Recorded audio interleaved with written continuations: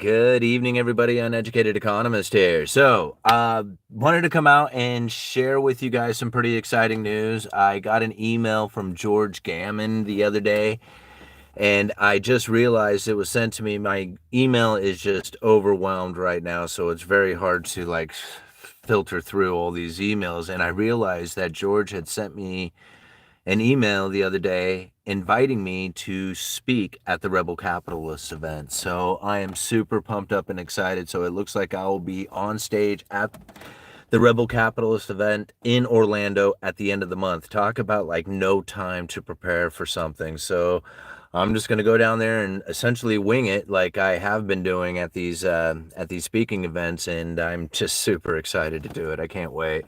Of course, I'm going to cover all the things that I normally cover, especially talking about the increase and decrease of money in the state, the Cantillon effect, my favorite topic. And then, of course, talking about the four economic theories, the credible threat theories, and, more recently, some of the stuff coming out of the Treasury with the bond buybacks to try and deal with some of the liquidity issues that are going to be coming here in the next few months. I left a link down in the description to an article coming out of the Financial Times. It really it's not anything new in the article, except that it's pretty much showing that it was very much the case in what I thought, in that there is going to be liquidity issues within the bond market, and the Treasury is going to act as if they were the Federal Reserve, not in the sense that they're going to be printing up money. Like I would love to see the U.S. Treasury make its U.S. Treasury notes again instead of Federal Reserve notes, but that's not the case. What I mean by it is that when the Federal Reserve steps up and starts buying bonds, that lowers the interest rates. It adds liquidity to the bond market. Now, just the thought of that alone, adding liquidity to the bond market, that's what the Treasury is attempting to do when it comes to the bond buyback program. They want to make sure that it keeps that bond market liquid. And now, if you go and you look at the Financial Times, they try to argue this point saying, no, it's not about trying to keep the market liquid. That's not what we're up to. But yet, if you listen to Josh Frost, who is the Secretary Treasury of Financial Instruments or something, I can't remember exactly his title there at the Treasury, but anyhow, if you listen to him, he's talking about having the bond buyback to bring essentially a backstop to the market, so that the market knows that there is a buyer out there. If there is a buyer out there, they will be more likely to step up and be a willing participant, not being into the condition going, oh man, we don't know if there's nobody there to backstop the market like the Federal Reserve and their quantitative easing. Then we may not be so confident being there as a buyer of these bonds. But the Treasury steps up and says, hey, the Fed's not doing quantitative easing. They're actually doing something doing quantitative tightening. And there's some, variations of that are starting to take place as far as the adjustments to the balance sheet. What also happens to be right in timing for liquidity issues that are taking place in the bond market. So it's not like the Fed isn't trying to help as much as I believe they can, while still trying to tighten up their balance sheet. So what they have done is they've reduced the amount that is coming off the balance sheet, which should help in the idea of the Treasury being able to provide that liquidity to the bond market, knowing that the Federal Reserve isn't reducing the bonds as much as they had been doing before. So that kind of makes sense. I don't know. I was trying to make sure that I keep that all in line for you. But ultimately, when it comes to the liquidity issues, I think that's probably the most important part when trying to understand what is happening right now, is that the Treasury is trying to provide that confidence in the market by saying that they are going to be a willing participant, right? By being the ultimate buyer of these bonds, getting them back into their holdings and providing the dollars into the market itself. That information will soon be very well blasted all over the media, all over the internet, and it's going to be talked about in a very large fashion. Right now, they're getting it started, and not a lot of people are talking about it, but eventually they will. And once they do, then that should the idea behind it, anyway, should bring even more willing participants into it, just very much like the quantitative easing does, or any other credible threat that happens to be out there. So anyway, just wanted to share that stuff with you guys. Come out here and hang out just a little bit. We got 102 people watching with 22 likes. Let's cruise over here to the very top. Hey, all right. Everyone make sure and hit the like button. Yes, please do. If you hit the like button, we get more people to join in on the live stream. Makes these conversations a lot more fun. Good evening, everyone. Good evening, all-nighter. How is it still light up there? It's dark here in Los Angeles. Oh, yeah. Well, here in, let's see, by June, it will stay light in my area until almost 10 o'clock. Even at 10:30, you can still see some kind of light, like way off in the horizon. Because we're so far up north. You go to Alaska and it stays light all day. It doesn't ever get dark. All right. Utah here too. Hi, dishes. All right. Oh, yeah. I'm early. Yo, what's up? Fresh haircut. Yes, I did. What's up, Compton, California? Right on. Good to see you guys. All right. Hope all is well, folks. Yeah. UE, my boy. How goes it? Hi, all nighter. Yes, bingo. All right, guys. So for those of you who have joined in here just recently, when I first started the stream, I'm going to cruise down here. Oh, right on, super chat. Thank you so much for that. I'll read that here in just a second. So a lot of you missed it when I was first started the live stream. I got an email from George the other day who has invited me to speak on stage at the Rebel Capitalist. Now I haven't confirmed that yet, but I got the email from him asking me if I wanted to do something like that, and of course I replied right away as soon as I saw it. Of course, my email is just hammered right now, but. Anyway, I'm looking forward to doing that. So I got 2 weeks to prepare for getting up on stage at the Rebel Capitalist, which is just going to be like absolutely amazing. I mean, I'm stuttering just even thinking about it. Okay, thank you so much, City Star Productions, for the $9.99. I've been doing my own research along with been watching your videos. I can now listen to people speak and understand what's going on. In my opinion, I think the vet is very smart and clever. Yeah, well, especially once you start figuring it out from this. I'm not saying from my point of view, right? I'm not trying to say it from my point of view because it's not my point of view. This is the Fed's words, right? Once you see it from the Fed's point of view, that's more of like where I guess I'm getting at. Because most people want to sit it from their point of view saying this is how screwed up the Fed is. But very few people want to put themselves in the Fed's position and say, okay, what is the Fed's strategy here? Like, what is it that they were attempting to do, regardless of my opinion of it? But what is it that they are up to, right? And how is it that they are trying to conduct themselves in order to continue on with monetary policy, and what is it their goals are to achieve? And now, if you just immediately take on the idea that their goal is to make you broke and poor and to live and suffer and misery and all that other stuff, then, well, then you're probably not going to do the research with a biased opinion and really understand the Fed for what it is. But once you kind of get it, then it's like, okay, so now it's no big deal who they are. I got to position myself accordingly. Yes, they do things that would make it possible for some people to really separate themselves between the rich and the poor and just like make the inequality horrible. Yes, they do that. There is people out there who take advantage of the situation because of that. So I'm not saying it's a good thing by any means, but they did it during the gold standard and they'll do it, with any other thing that's going on out there. So it's just better to figure it out so you know what to do. All right. Thank you so much for that too. City Star Productions, very cool of you. Okay, Blue the Back for Columbus, Georgia. Thank you so much for the $5. You're working the overtime? Yeah, I'm working the overtime, man. No, I just really wanted to come out and just kind of brag about going to the Rebel Capitalist. All right. Flick the dice. Alrighty. Boom. All right. Dice flicked. All right. That means I'm definitely hanging out VIP. All the best wishes at Rebel Capitalist. You smash it. You'll smash it. Well, thank you. Thank you very much, Ben. And yeah, all nighter. I'm sure we'll get you into the VIP. All right, George is so cool. I laughed hard when I saw him mad at that guy who hacked his Twitter. I rarely see George mad. No, George is like the Iceman.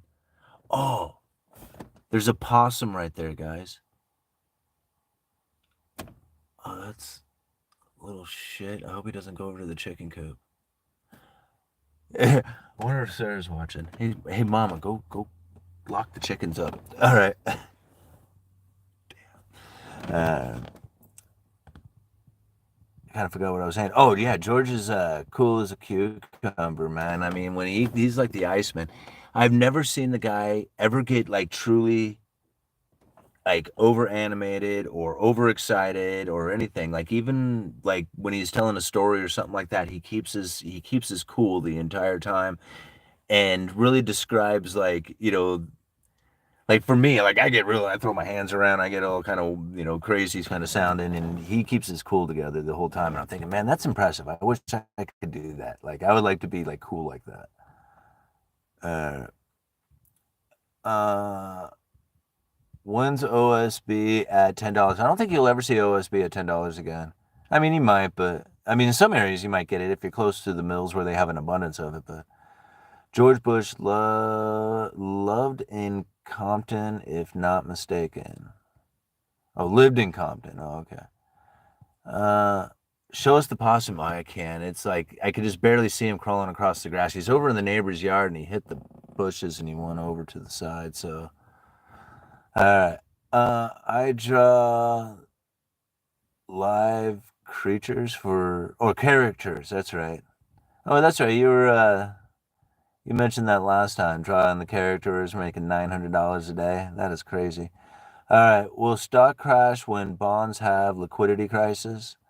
I don't think that's the thing. Like I use the liquidity crisis title as, kind of a clickbaity thing, which ultimately, I mean, if you have to have the treasury stepping in to buy back its own bonds to keep the market liquid, that's essentially, a crisis type situation. That's not the way they would typically operate. The last time that they were buying bonds was back in 2002. And now this is kind of difficult to understand, but back in 2002, they actually had a budget surplus going on. And that was actually screwing with the bond auction, right? So ultimately, there was like too many bonds in the market. And when they went to auction, the new sale of bonds, which was critical for the functioning of a lot of institutions and stuff out there. I mean, I can't really describe it because I should probably do some better research on the timing of it because I mean, I'm just kind of giving you the gist of what happened there. But ultimately, like the new bond sales were important, that there was a good auction taking place, meaning there was a lot of demand for it and making it happen. But if there was already a bunch of bonds in the market, then it made that auction very difficult. So the Treasury was stepping in and buying the bonds to basically clear them out, clear out the older bonds that people really didn't want. So the new higher premium bonds, the off on the run bonds, the ones that were like just brand new issued, those ones would have a better auction for sale. Anyhow, that was the last time they did a bond buyback. This time doesn't have anything to do with that. It's a very different situation. Thank you so much. What is that? Night turn? Thank you very much for the $5. Anyone interested betting on Yui's dice at the start of the streams? Yeah, it was funny when I first got those dice, I was like, oh, hey, that's cool. And I threw them up there. And then, like, they were up there a few times and I took them down and people started lighting up. They were like, man, where are the dice? You got to put the dice up there. We were doing numerology and stock picks and doing all kinds of stuff. We got to have the dice. So, anyway, the dice end up sticking it out. Oh, not possible. All right. Can you sell your silver to bring the price back down? Can I sell my silver? I don't. Even if I was to sell all my silver, it would make not even a remote small dent at all in the amount of silver supply that would be available. It's Yui's Dice Clay. It's Huey Dice Clay. All right. I dumped some physical silver today. Yeah, I don't blame you. I mean, with the price as high as it is, George really is a genuine great dude. Yeah, he really is. I'm cruising back up here. Some of these. George is so cool. I laughed hard when I saw we already read that one, didn't we? Last time there was lots of liquidity. The money went to Silicon Valley healthcare, and what is that? People like Vivek Ramaswamy. All right. Is liquidity good or bad? What are the good versus bad aspects to liquidity? Well, I mean, you got to think like the idea of liquidity is just how liquid the market is, and that means like how easy is it for you to buy and sell, right? So how deep, how broad, how much is participating within that market determines the liquidity of it, right? So you know, think about it like anything else. Okay, if you had even if you had like just anything to think about like something you could buy and sell, silver, right? If you had silver coin or if you had say like a firearm, okay? Now, in the right area, both of those things are going to be pretty liquid. One of them is going to be more liquid than the other. Like if you go into a bar in say like I don't know, maybe some trendy town or something like that, and you go in with an ounce of silver and you go in with a firearm, the firearm, especially like say in a liberal town or something like that, might get looked at and you'd be like, oh man, I don't know, to get that thing out of here, I'm going to call the cops. You might be really concerned on who it is that you're going to try and present that to sell it. But if it's a silver coin, you pretty much present that to anybody, right?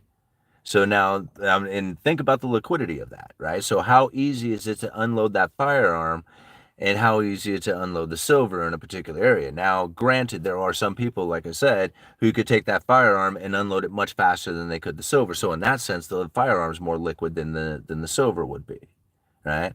How easy can you possibly do this? And so now when it comes to the market, it isn't necessarily a comparable thing to another item like a silver to a firearm or something like that. It's just more how liquid is the market itself. So like if I go to sell a particular bond and I go to sell and it doesn't sell and it doesn't sell and I have to wait a day or I have to wait a few hours or days or something like that, and then oh maybe I have to adjust the price down in order to get it to sell, that is not a liquid market, right? If you go to the market and you're like, how much is it selling for? I want to sell it. Boom, it sells, right? That's a liquid market, very liquid, easy to liquidate, right? And so is it a good or bad thing? It depends on where you are. Like what is it that you're trying to do? I mean, is it a good thing for somebody who doesn't really care about whether or not they're going to be trading or selling their assets, buying or participating in the economy or anything else? No, it doesn't matter to them, right? But it might be a pretty bad thing for somebody who is, say, looking to unload money because they're in a retirement or they're needing an emergency for medical reasons or something like that, and they're having a difficult time unloading what was once thought of as a liquid asset and is now finding it difficult to unload it for the price that they thought they would, and they would have to sell it for lesser. This is very much like what Silicon Valley Bank was facing, in the idea that the assets that they had on their balance sheet were no longer able to be sold at the value that they thought that they could, right? At least at the value that they had originally placed, as far as the value on their balance sheet goes. They sold when, gee whiz, I am just like, I can't talk right now. The assets that they had on their balance sheet was no longer valued at the same as their liabilities. When people started pulling their money out, the liabilities started moving up and the asset prices started to fall. And this is really what caused them to go, bankrupt, to get into default, is that they couldn't sell the assets to pay off the liabilities.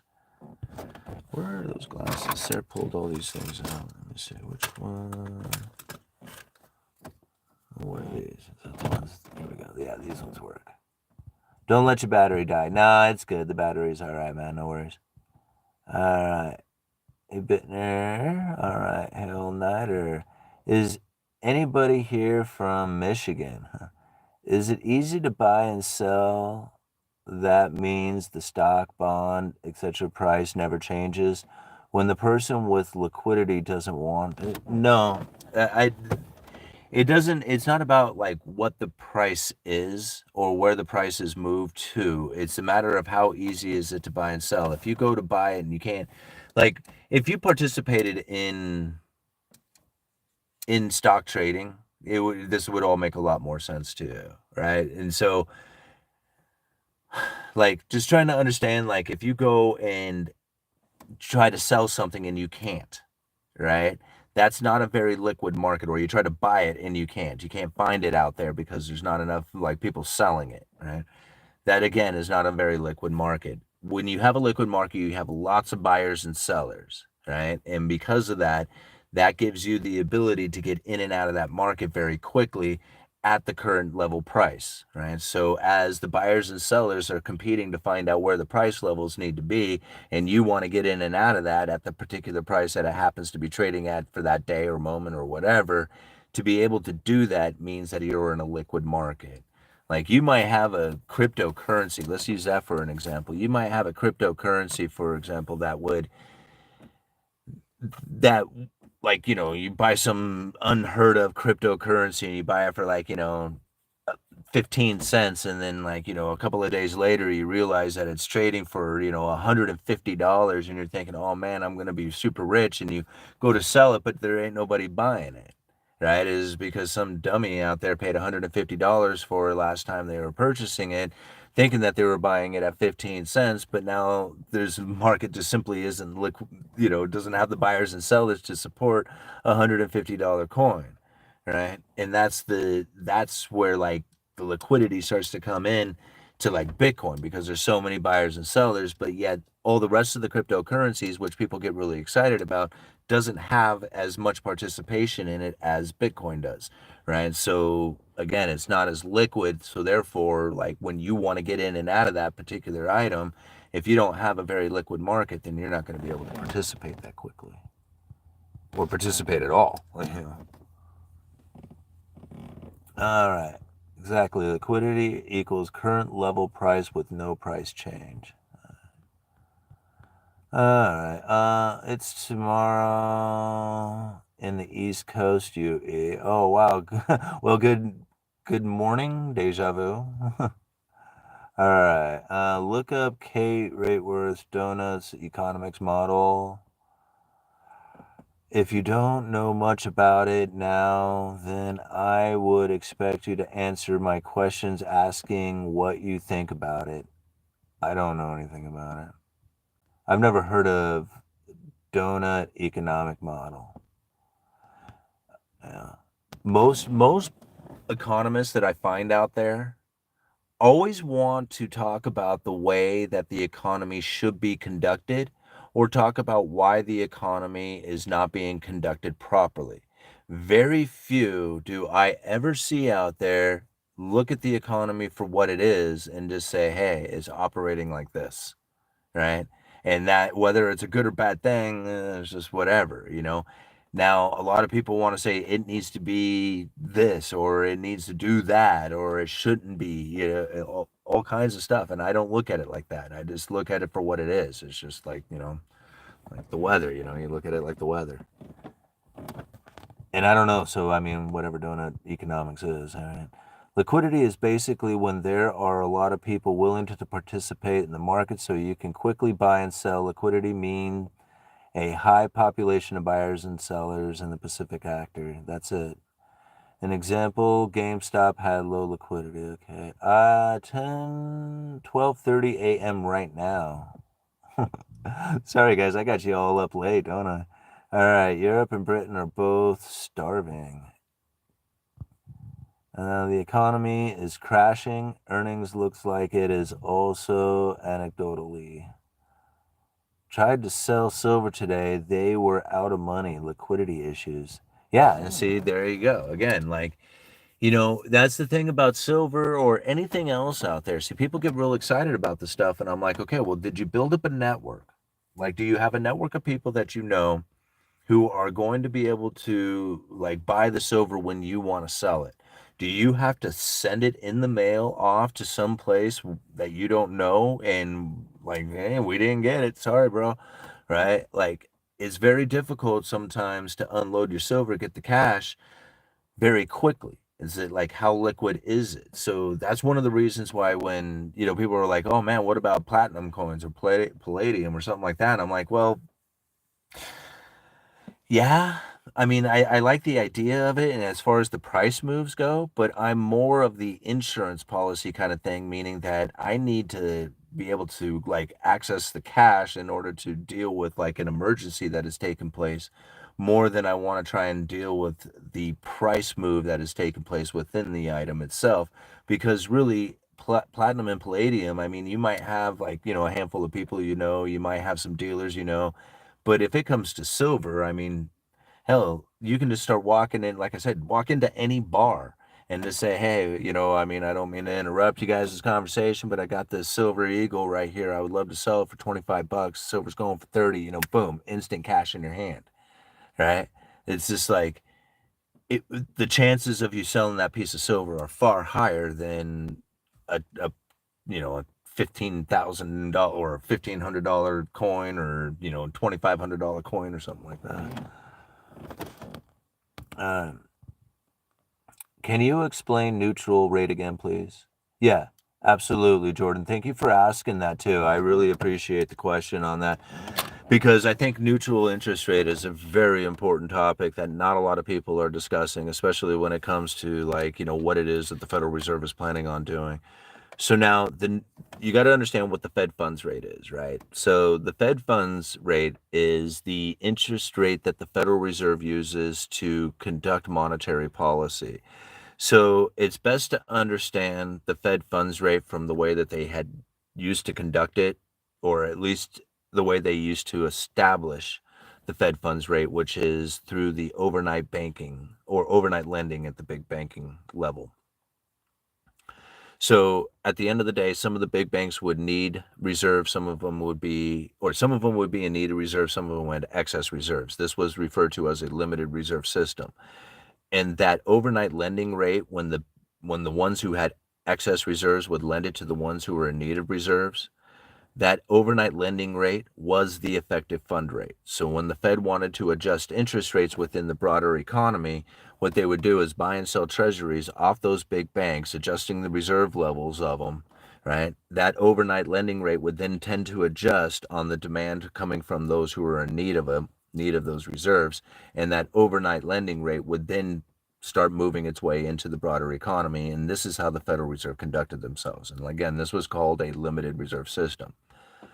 But then after September of 2019, now quantitative easing had changed some of that, but it had reverted into back into or had been established that they were in a limited reserve system prior to the pandemic, right? The great financial crisis and quantitative easing had changed things around for a while the Federal Reserve was going through that particular monetary policy. So when September of 2019 hit, there was all of a sudden a big tax payment that had taken a bunch of money away from the big banks and sent it over to the Treasury General account, which is an account at the Federal Reserve. But the point being is that the cash left the banking system and moved over to the Treasury, which left the banks deprived of cash, right? And now all of a sudden, the overnight lending rate shot up to like 10%. The Federal Reserve said, hell no, we ain't playing that game. Here, what we're going to do is we're going to fire up this repo facility and we're going to take a bunch of those treasuries that you have sitting on your balance sheet. We're going to take those and we're going to hand you cash so now you guys can operate the next day. So now the idea behind this is that treasuries and cash are somewhat looked at the same when it comes to the balance sheets of these big banks. But at times, treasuries don't work. Cash is what they need. Like if you think about it, when a debt comes due, you can't pay a debt with another debt. You got to pay the debt off with cash, right? So cash is like the lubrication for the system, and that's literally how they describe it, as the lubrication for the system. So, and this is all important to understand. If you don't understand all this stuff, it makes it difficult to understand what neutral interest rate is going to be, right? So now when it comes to the overnight lending rate from these big banks that had essentially been eliminated from the Federal Reserve when it comes to the effective fund rate, because now they had this repo facility that was flooding these big banks with cash. And a lot of times, if you think back to that time, they were calling it the non-QE QE. That's what they were referring to this moment as. But it was really the Federal Reserve was just swapping cash for treasuries, and they were doing this on a revolving basis. So it kept the banks loaded up with a lot of cash. Now, at this point, the banking system had moved from a limited reserve system into an abundant reserve system. And with the abundant reserve system, they had the repo facility that they could either move cash. I'm sorry, I guess I should continue on. After that, the repo facility had become established and standing, right? As time moved on, and all of a sudden, the flood of cash was in the system from the pandemic and all the quantitative easing and the inflationary scenarios that we were experiencing. The big banks were loaded up with cash, and now they had two places that they could really go with this cash. They could go into an account on excess reserves, which was at the Federal Reserve, or they could put it in the repo facility. And between these two, they were able to channel the effective fund rate. So what was once established over at the big banks in the overnight lending rate had then moved over to these accounts at the Federal Reserve, the repo facility, and the excess reserves. And with this, now they have a way of adjusting the effective fund rate at between those two accounts, essentially, in the big banking system. After that, would then have a place that interest rates would be established, and then from that point on would then move into the broader economy. Okay, so now that you understand how the Fed funds rate operates, and that is very oversimplified, but it's simplified enough to the point that you can now understand what it is that the Fed funds rate is doing, or the effective fund rate, because really the Fed fund rate is a target rate. It's as if they wrote it on the wall saying, hey, this is what we're shooting for, okay? The effective fund rate is the actual interest rate that those banks are finding at those accounts, right? So one of them is a target rate, the other one is the actual rate that has taken place. Okay, now understanding this part right here, if you can understand that, this is where it starts to get complicated. All right. Okay. So now the effective fund rate, the level that they had that at, right, is, let's take it back to like the 80s, right? They had it at 15%, right? This is I think that's what the Fed funds rate has shot up to. I can't remember exactly. Maybe it was even closer to 20. I can't remember exactly, but in the early 80s, they had it up incredibly high. So anytime there was an economic downturn, they could lower interest rates at the Fed funds level, and they would try and do this about 5%. And this lowering of the Fed funds rate of around 5% would then stimulate the economy. People would see this lower interest rates, that would move into the broader economy. People would be out there buying houses and cars and going on vacation. And everything was working out really well for this until they ran into the lower bound of zero, right? So once they hit zero, they realized that monetary policy was no longer an effective tool. But really the main problem with it is that they chased the neutral interest rate all the way down to zero. So now the neutral interest rate is the rate that the Federal Reserve is neither accommodating nor restricting the economy. It's exactly neutral, right? And so now this has actually two components to it, because you have the neutral interest rate, which is when that Fed funds rate hits neutral. It doesn't accommodate nor restrict the economy. It has those neutral interest rates going perfectly within the banking system to be stable and no change to it, right?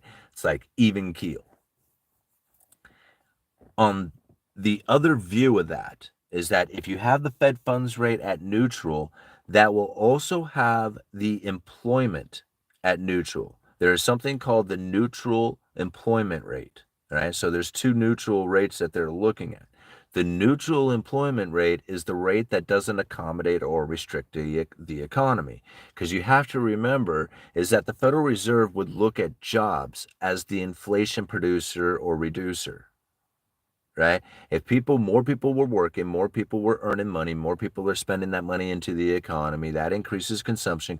Consumption starts increasing the prices because of the supply-demand imbalances, right? Very important to understand. That's how inflation is found. I mean, and that's not me just making that up or the Federal Reserve. That goes all the way back to this book, the essay, Cantillon's essay on economic theory. That's how he describes it too, right? It's a matter of consumption. Consumption increases, the supply demand imbalances begin to occur, and the prices begin to follow after that, right? So that's what ends up happening. So if the Federal Reserve can increase or decrease jobs, then they can decrease inflation, right? So now, in order to increase or decrease jobs, they have to have the neutral interest rate either accommodate, or have the Fed funds rate either accommodating or restricting the economy based on where the neutral interest rate would be from their Fed funds rate. Now, if they have it accommodating, that accommodation will then eventually move into investment into businesses and eventually hiring of people. Once they have hired the people will then start spending that money and create the inflationary scenario that they are looking for. Now, if they get it below the neutral interest rate, a lot of investment will then begin to pull away from the businesses. You will find a lot of layoffs taking place, not a lot of hiring, and with that reduction in jobs, there will be less consuming taking place, and then you'll have the supply increases begin to happen, and you'll find the prices begin to come down. And this is how the Federal Reserve conducts themselves. So when you have a neutral interest rate that is very low to zero, right? So the Federal Reserve was chasing, like, they would be restricting, they would be accommodating, restricting, accommodating, restricting, accommodating, all the way down till they got to zero, because now the neutral interest rate is very close to zero. And so when they want to accommodate the economy, or they want to try and be stimulative, they hit the lower bound of zero, and they're looking at the neutral interest rate that is just slightly above them. And they're like, dang, we can't get below the neutral interest rate far enough to actually stimulate the economy. See, this is really where the Federal Reserve was finding problems with the inflationary scenarios from quantitative easing 1, 2, 3, and 4 failing to be found. Right? They couldn't find the inflation. They tried, took the balance sheet, $850 billion to 4.5 trillion, and failed to find the inflationary scenario that they were looking for. So, anyhow, that's the neutral interest rate, right? So if you can kind of understand that if the neutral interest rate is really low, it makes it very difficult to stimulate the economy and find the inflation. But if the neutral interest rate is then beginning to rise due to the inflation expectation that is going to be persistent into the future, you can draw that neutral interest rate ever increasingly higher, right? And so this is how the Federal Reserve is trying to conduct themselves right now in order to, get their monetary policy back. Like they don't really have a monetary policy. This is one of the things that we discussed this morning in a members only live stream, was talking about the communications coming from the Federal Reserve. A recent speech given by Philip Jefferson, who is a voting member of the FOMC, had a long list of detailed explanations and historical evidence and future use of jawboning forward guidance, credible threats as their policy tool. And he calls it that straight up. This is our policy tool. I mean, and it's not the adjustment of interest rates, it's the idea of adjusting interest rates. That's what the Fed is doing. Wow, look at all these comments. Right on. Here we go. Not your problem. Thank you so much for the $4.99. Nice to see you streaming. What a nice surprise. Today I went to the pawn shop to look for guitars and saw people cashing their jewelry. It was sad. Yeah.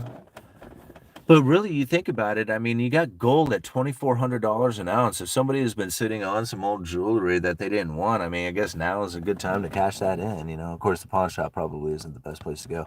Hey, UE, what will happen when BlackRock's 3-year low interest mortgage loans and come up 2025? They will be forced to sell because their refi loans will be at 10% versus 3% they currently have. I don't know. I tried Mr. Horology. I have done so many predictive things about what is going to happen when the interest rates move and stuff like that. And I finally like worked my way down to a couple of things that I feel about the housing market. And because here's the thing, like when the moratoriums kicked in and people didn't have to make their payments anymore, I was thinking, oh crap, they're going to have to make those payments. Somebody's making the payments, right? So you have like mortgage servicers who are continuing on to make those payments for those people while they weren't making them. So I knew at some point they would have to either come up with the refinancing to make up for the payments that they weren't making, or they would have to make all those payments back, which is going to be very difficult for people if they were not prepared to do something like that. However, and because of that, I thought, man, for sure, this is going to crash. This is going to crash people hard, right? That once this moratorium comes to an end and all these people who didn't have all these payments, all this stuff, I thought for sure this was going to end the housing market right here. But one thing I didn't think of is how damn high the housing price was going to go. And now I'm thinking, oh, crap. They could have just sold their house. Like, it doesn't matter. Whether they made the payments or didn't make the payments and had to, or refinance or anything else, it doesn't matter. They could just say, you know what? Hey, I'm just going to sell this thing and walk away, and ended up with a bunch of money anyway. So not only did they not make the payments, but then they probably sold the house for a hell of a profit. That was something I did not consider, right? So there is a lot of things to really consider when it comes to the housing market. And now what's going to happen with mortgages is not the in my opinion, is not the great financial crisis type of thing that people are expecting. They're like, man, everybody's going to go underwater. We're going to have all these foreclosures due to the mortgage crisis or something that's going to take place. I mean, it could happen, but I don't see it taking place right now. It's like 2 or 3% of houses are underwater, right? So all the assets can be sold. They can be sold and pay for the mortgage. So, like we were talking, very few homes right now are underwater to the point that they would actually create a foreclosure situation. Even if they can't afford a refinancial on the payment itself, they'll just sell the asset. Yeah. And now, yeah, that might create a flood of people selling their assets like BlackRock or whatever. But already we're limited on a whole crapload of inventories. There's not much going on out there. So if there's not a lot of inventory out there, even flooding it with some housing right now would probably just make things somewhat normal, like as far as inventory goes, you know? I mean, I don't see bad times in the housing market except that there's not enough being built. That's what I see. And then, like, you think about it, I mean, I said it before. I mean, during a time in which that nobody is building a house, if you were to build one, you would be one of the few people with the product. I mean, that was something that I've said. And now here it is. That's exactly the situation. There's not a lot of inventory of new homes out there. And if you had one for sale, most likely you're going to be able to sell for a decent amount. Now, the nervousness of home builders out there, I totally find legit, like logical. Like, if you think that the interest rates are going to remain elevated, that's going to put pressure on the buyer. And if there's pressure on the buyer, why would you try and bring speculation of homes into the market? You wouldn't. You'd be very cautious. You'd be backing off on that. You'd be like, no, I don't want to do it. Yeah. All right. Very true. I think landlords got grants, etc., from the government if they applied. Rent is cheap than owning at the point. Tiny house nation is a real thing right now. It's crazy. They are getting 30 to 40 over asking here on the regular now. Didn't see it, Big Hill. I'll look again after this. California housing inventory is 50% less than it was in 2019. Yeah. Look at other developed countries, England even.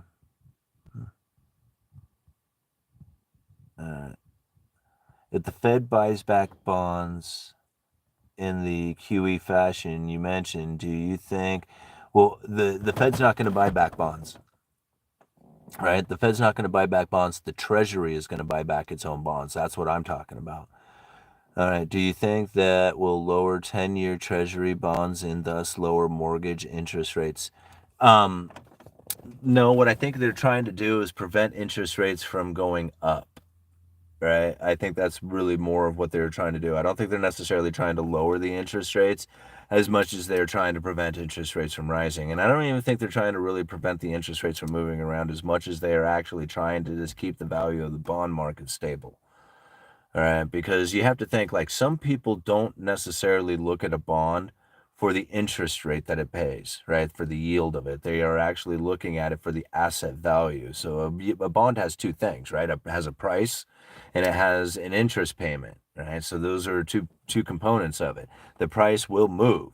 If the price moves, so will the yield, right? And this is really important to understand. Like if you don't understand how the bond works, and how the bond price adjusts and how that adjusts the yield of it and how that adjustment of bond prices going down raising the yields, and that yield is what eventually moves into the broader economy.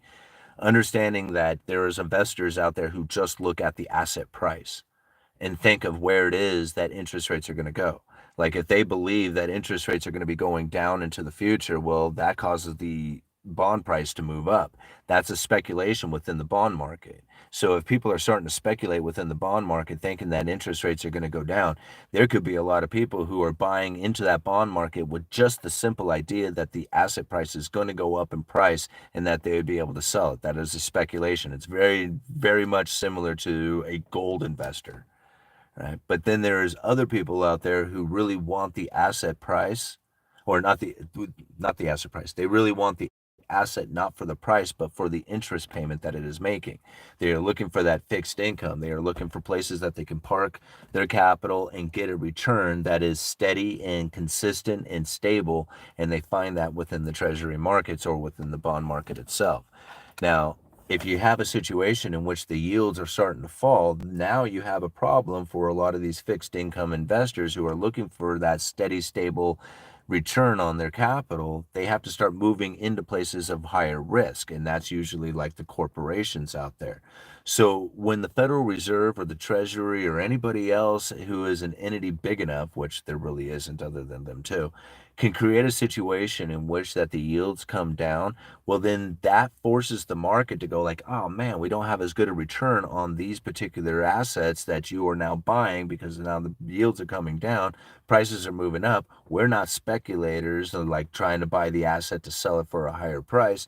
We're going to have to go and find places that we need can park our money to get that fixed income return. And so if the Federal Reserve and the Treasury create a situation in which that the bond prices go up and the yields go down, the fixed income investors will start moving into the corporations and start buying up their debt, and that starts funding these corporations. And so this is one of the ways that the Federal Reserve and the Treasury, I guess, are like creating a situation that they can move fundings into the corporations with not actually having to do it themselves. They can create a situation in which the markets will do it. Did I get all that right? That's good stuff, right? Good times. All right, what time is it? 48. We'll give it like another 12 minutes or so. All right. I have a garage and some rental real estate.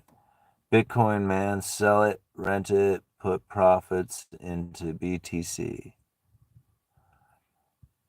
I have my small handyman business. So if people are searching for the greater return, cash should flow into the stock market too, right? Well, I think a lot of people are actually moving money into the stock market right now because they're actually concerned about the bond market. Like they don't know which way it's going to go.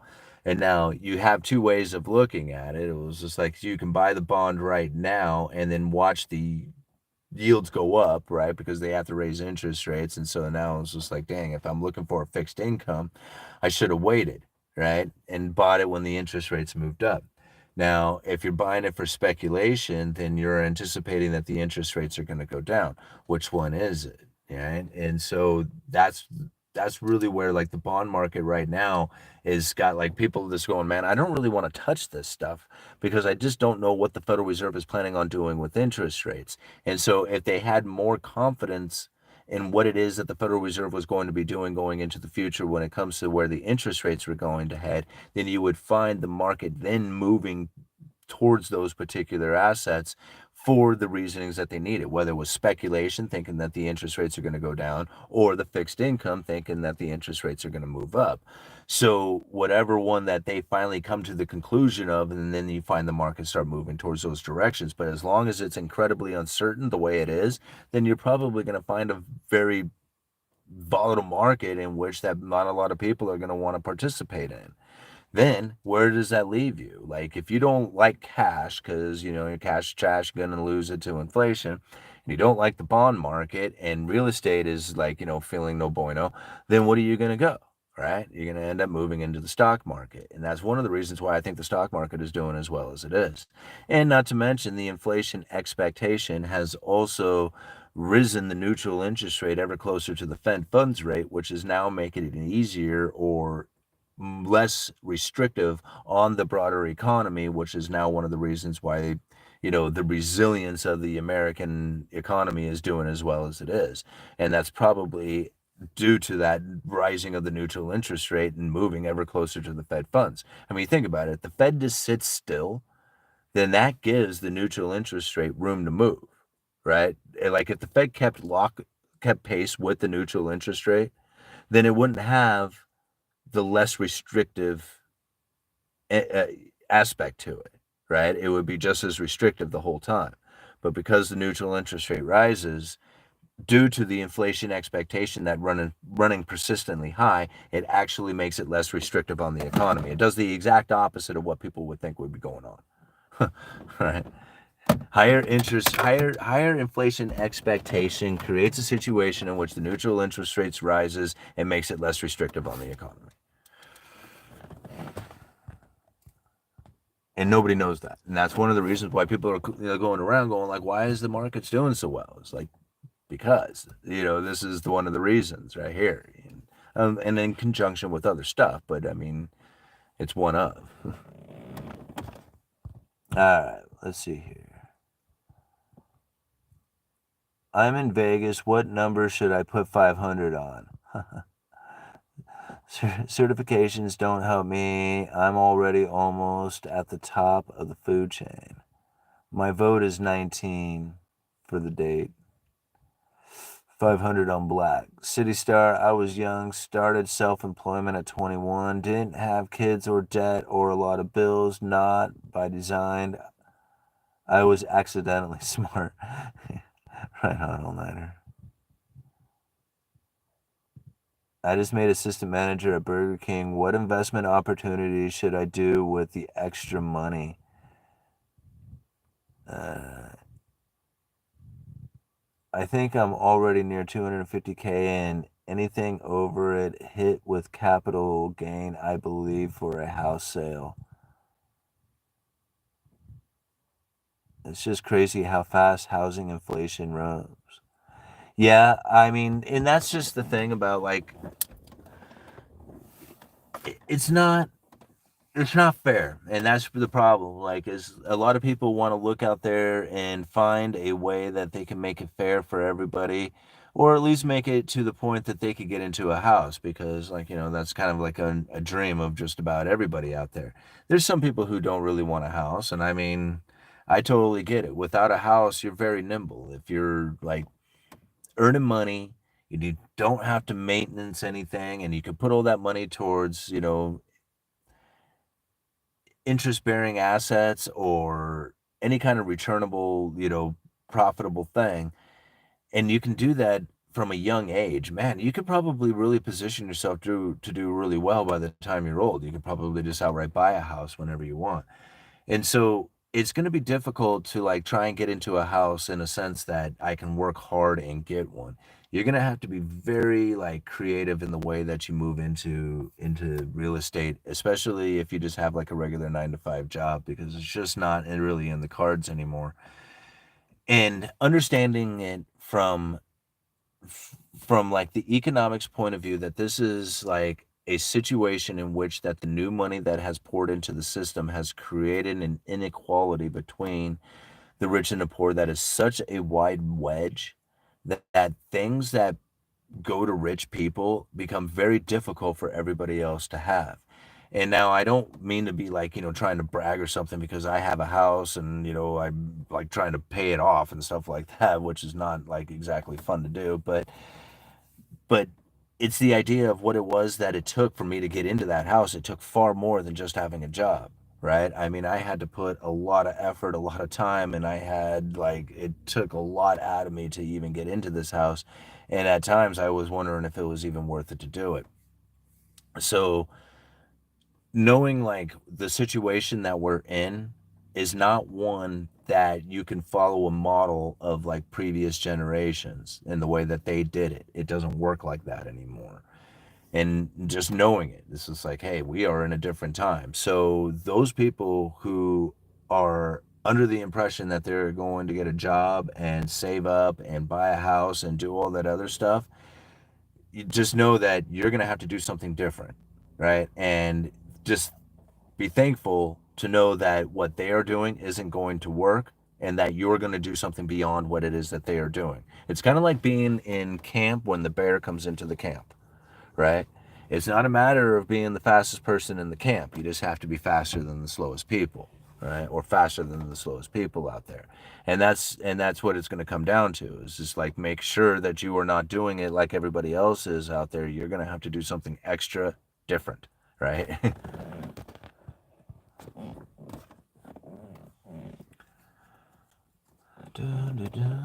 212 people with 117 likes. Go hit that like button. We got $24.98 in super chats because you guys are always so generous with those super chats. I really appreciate it.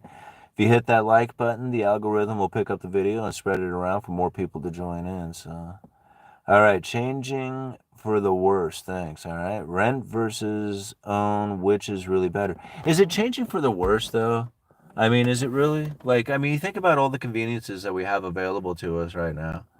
Like, I think about it and it's like, man, I think the world is just awesome. It's just full of like all kinds of great things and, you know, conveniences and, entertainment and nice, awesome things. Like, I don't see a world of ugliness. I see a world of like awesomeness and luxuries and all that other stuff. The problem with it is that people want that. Right? If they didn't want all the convenience and the luxuries and the nice things and the houses and the cars and the clothing and all that other stuff, we wouldn't be facing the problems that we are. But, I mean, you can't stop people from wanting good things, right? You can't stop people from enjoying themselves. You can't stop people from spending their money and on things that is going to eventually drive out the domestic manufacturing and increase bring in ever increasing amounts of foreign production. It's just like you can't stop it from happening. Like you can try, you can just say, "Hey man, don't buy that stuff. Don't enjoy it. Go take all that money and all that hard work that you have done and go and reinvest it back into something and don't like, increase your standard of living. Don't do that." Like who would who who would do it? Nobody, right? Nobody's going to live that life. Everybody's going to be like, "Oh, go piss off, man. I earned hard. I worked hard for this money and I'm going to go and spend it and I'm going to enjoy it." And that's all there is to it. And so to think any other thing, to think it's going to go any other way is not, it's, it's delusional. It ain't going to go that right like that. And I mean, even if you were to try and do it, what you're going to end up doing is you're going to create a government situation where the rule is going to come down and prevent you from ever acquiring the things that is going to be, you know, increasing your standard of living. Right? That's like a communistic aspect of life would be put down on your life in order to prevent like the inevitable rise in luxuries. Like you can't, how do you stop it? You can't. You just can't stop it. Right? And so it's just like better just deal with it, you know? All right. We might have to hit a rock bottom, but then only places up. Whatever you do, don't get a bachelor's in art. Good point, Joe. I must have something going for me. I don't advertise. It's all word of mouth referrals. You know, that's actually what I found from all the years that I've worked at lumber yards and doing building supply is that all the carpenters who have or who are the busiest and do the best work or at least have the most consistent work are people who are in the community for a while and it's always word of mouth. Like they don't advertise, they don't even have a business card. Like, it's and those are usually the ones who are the best. Because they don't need it. They literally just don't need to do it. All right, things can get way way crappier from here. All right. The glass is half full. I want it overflowing. I might just get a tiny house built in my mom's backyard. There you go. Lived in worse conditions, minimalist. No, I say go for that. Was it Jesus Loves You? I would think that would be a great way to go about things. Holding GameStop, those cracks. Oh, GameStop, who cares about that?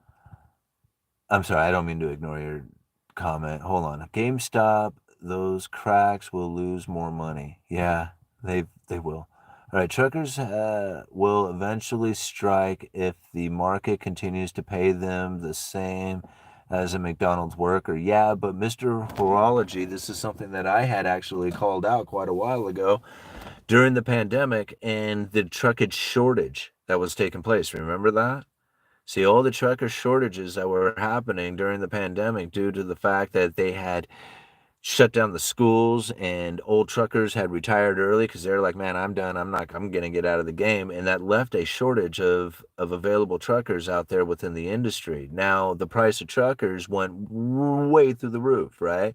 All of a sudden, they're paying like $20,000 a month to drive a truck around, and it's just insane how much these guys are getting paid. Well, all of a sudden, all these people are like, well, I can learn to drive a truck too, right? And so they go and learn to drive a truck because they want to get $20,000 a month.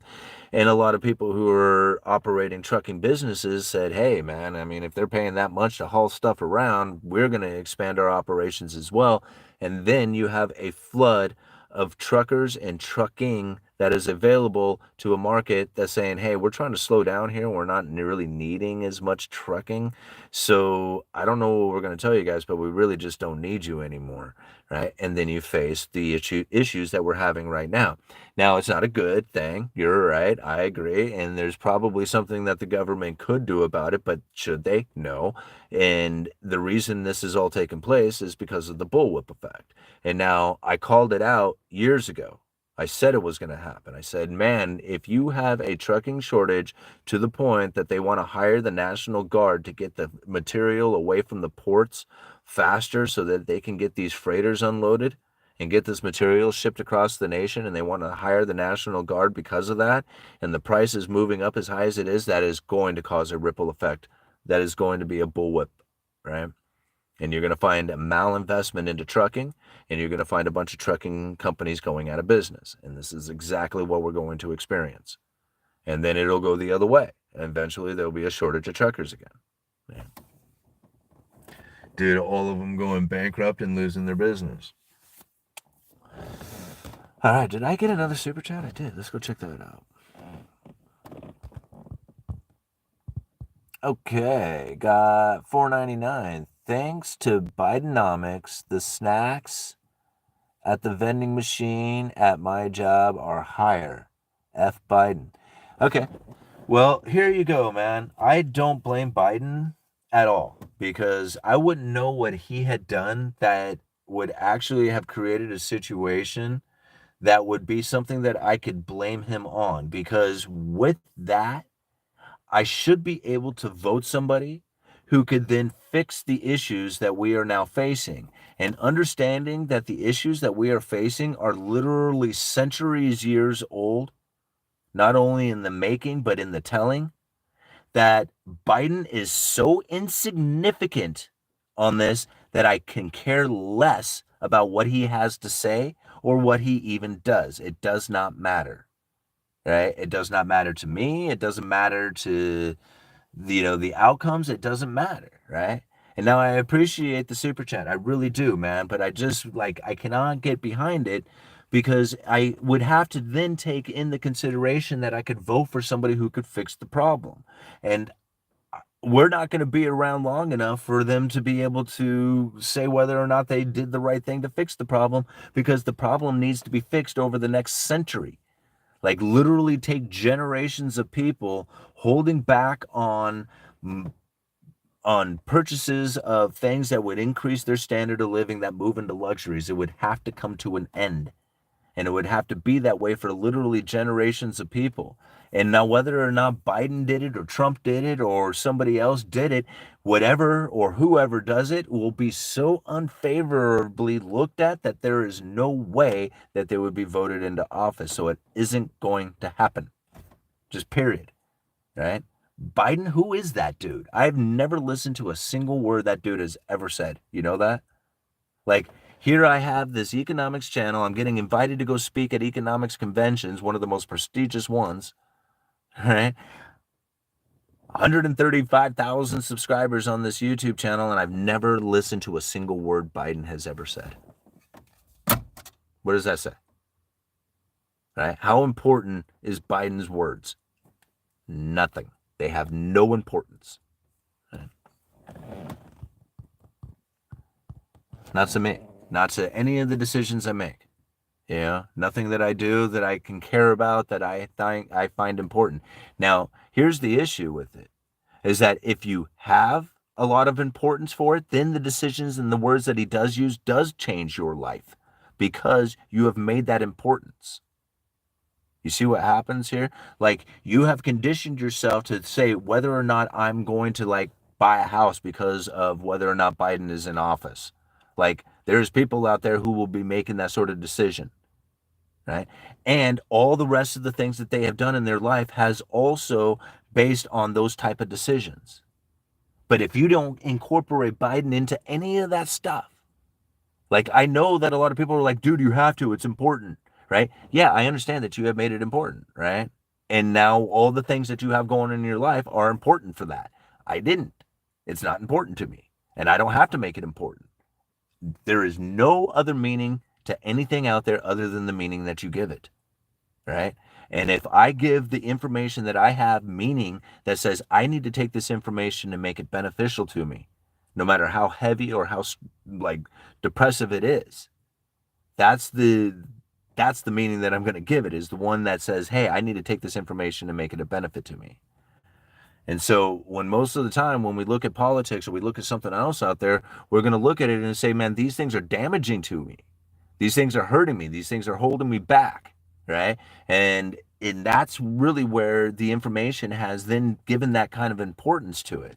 You're not taking the information, or at least this is something that I had done in the past. I wasn't taking the information and saying, man, how do I take this and make it a benefit to me? I took the information and said, man, this is going to hold me back. This is going to keep me down. This is going to ruin the world. This is going to make everything horrible and ugly.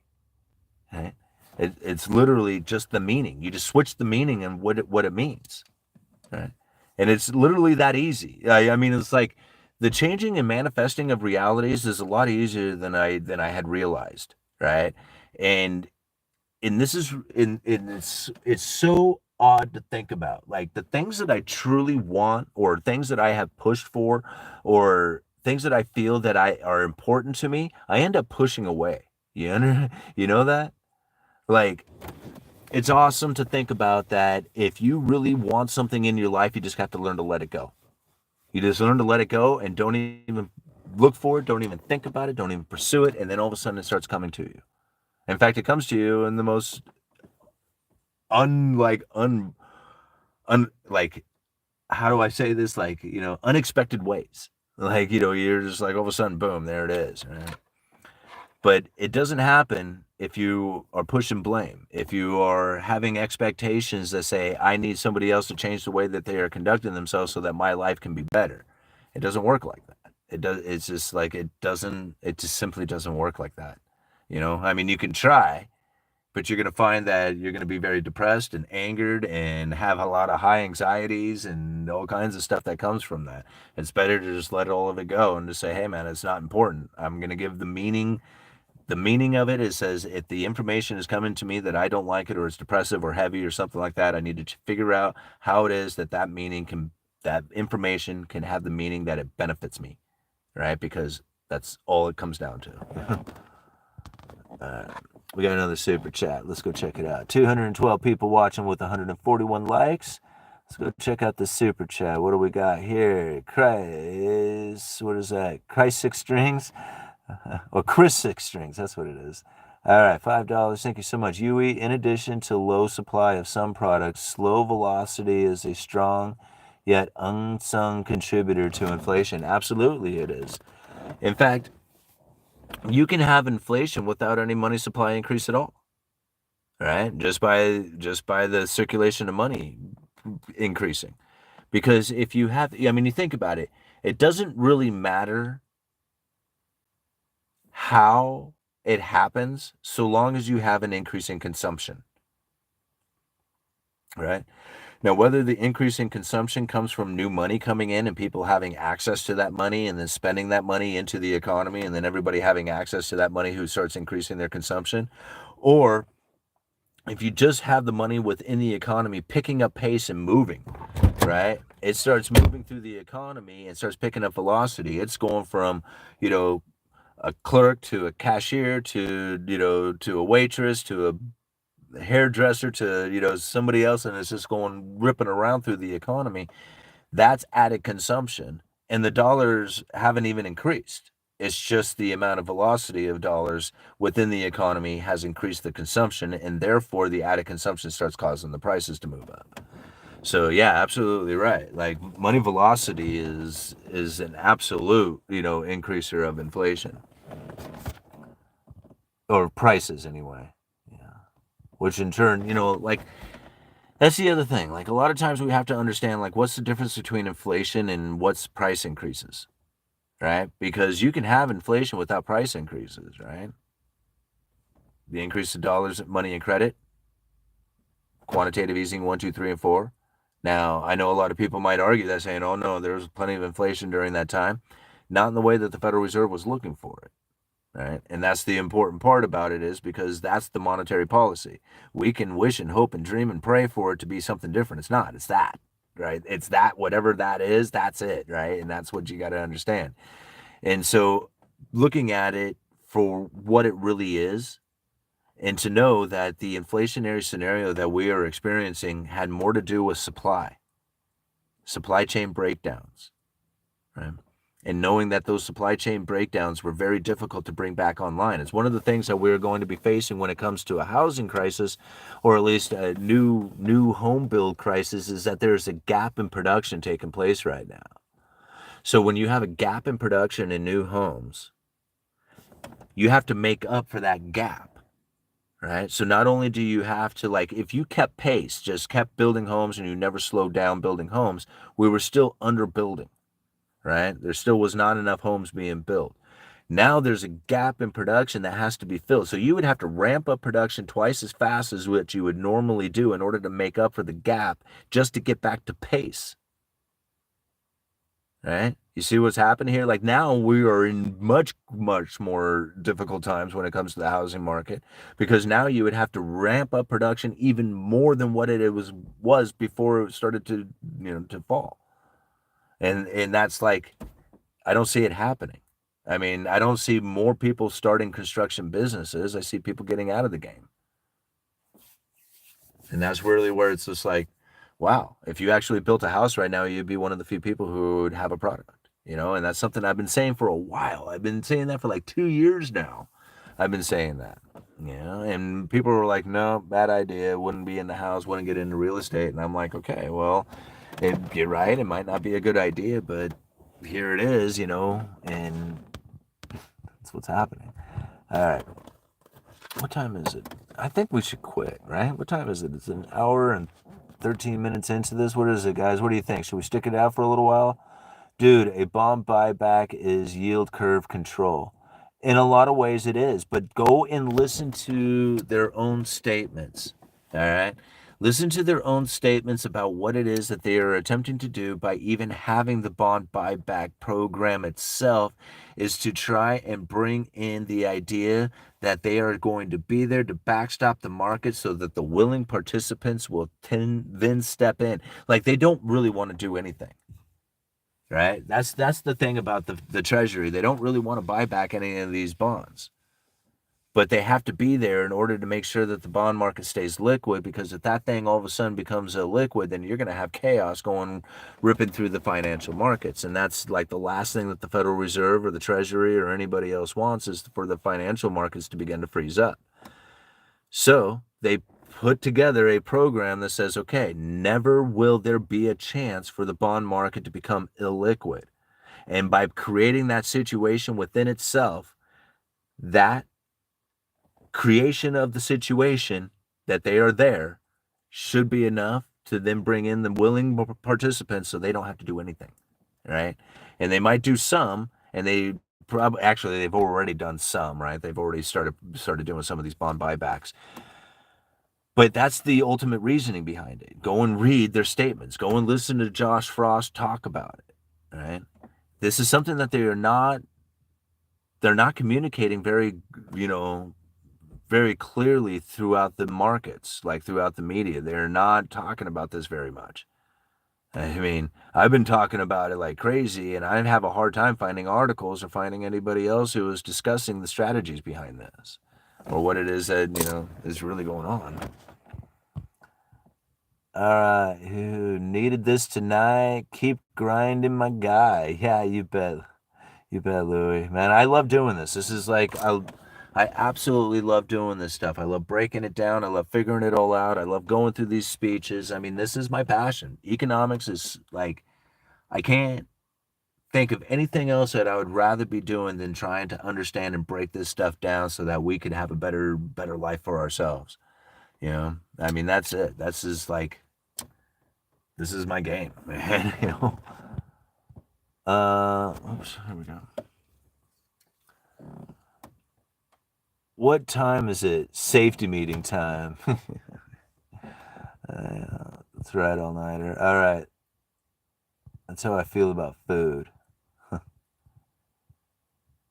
You talk about supply chain breaks with no discussion of the $5 trillion injection earns to be missing in the forest for the trees. No, dude.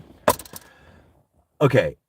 If you could take a balance sheet of $850 billion and increase it in more than quadruple it to $4.5 trillion and fail to find the inflationary scenario, even though you dumped every dime you had into silver thinking that there was going to be hyperinflation coming, you have a tendency to try and figure out what it is that was going on that did not create the inflationary scenario that you were expecting. This is what happened to me. When quantitative easing 1, 2, 3, and 4 were kicking in, and I was dumping every dime I had into silver thinking that we were going into a hyperinflation scenario, and it didn't happen, I had to figure out why it is that I did that.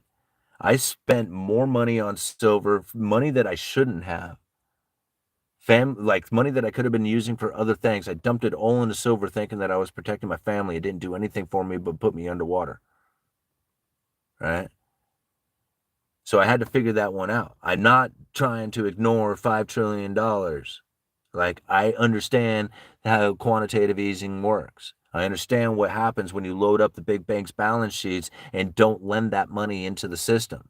I also understand what happens when you give everybody a bunch of stimulus checks and sever the supply chain at the exact same time and you clear out all the inventory out of the market. And when everybody is saying, hey man, look, inflation is running rampant, money printer go burr, prices go up, lumber's at $1,700 per thousand, how can you be so ignorant towards inflation? And I tell those people, yeah, what are you all going to say when lumber goes back down to its normal price?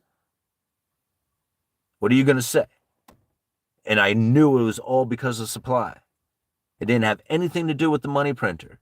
Everybody told me I didn't know nothing about the Federal Reserve, and I said, yeah, okay, great. What are you going to say when lumber goes back down to its normal price? Nobody can answer it. I called that out when lumber was at its high. I said that. And no, it's just like, it was so easy for me to see because I have been calling it out from 2018.